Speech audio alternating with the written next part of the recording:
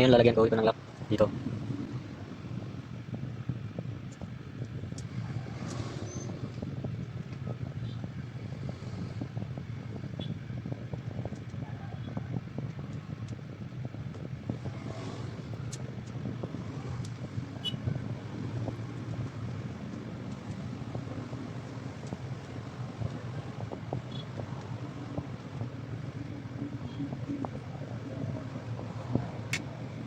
So, hilahin ko muna para lumuwag ng konti.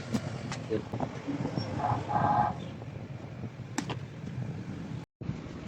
So, ayan na siya. Meron na siyang lock. Tignan natin dito para hindi siya kusang magalaw kapag suot ng tao.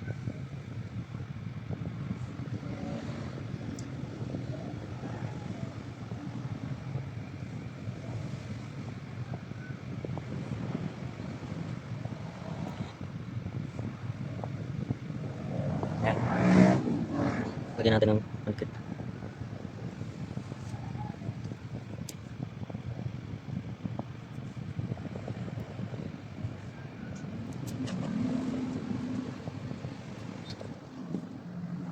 Medyo matagal ko rin ito natapos, mga 5 oras o mga 6 na oras. Dito sa pagsusulat ako medyo matagalan dahil sobrang liit at maraming mga sulat. Sulat kamay lang.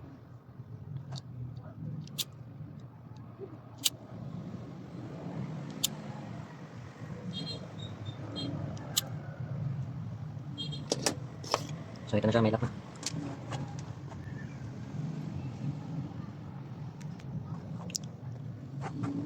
Ito, ipita natin. Yun.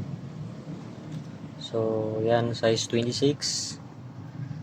Meron na siya lock. So, pag isuot na to sa baywang, kung gusto mo na mas mahigpit talaga siya, itatali lang ito. Tatali mo lang ng ganyan. No? Double na isa, tapos itong pang last ay higpitan mo na siya ng todo. Ganon. Para hindi siya kusang gumagalaw-galaw. Kung gusto mo ng sobrang higpit. Pero kung gusto mo yung tama-tama lang, ganito lang, okay lang yan. So, may allowance. So, ibig sabihin, kung malaki ka pa ng konti, adjust mo. Yan, adjust.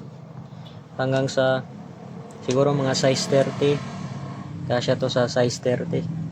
Pero magsusot nito size 26. Kaya merong allowance para kung sakali lumaki pa siya ng konti, masuot lang niya to. So, yan lang. Simpleng pambewang. May mga orasyon, tapos yan, simple lang. Mga tali, matibay na tali na ito. Ingatan lang. Pwede lang ubusan tubig kapag naliligo. Pwede lang dalhin sa kahit saan mang lugar. Yan. So, ginawa ko po ito pang wasak sa mga masamang mahika or witchcraft. Yan, mga orasyon nilagay ko rito.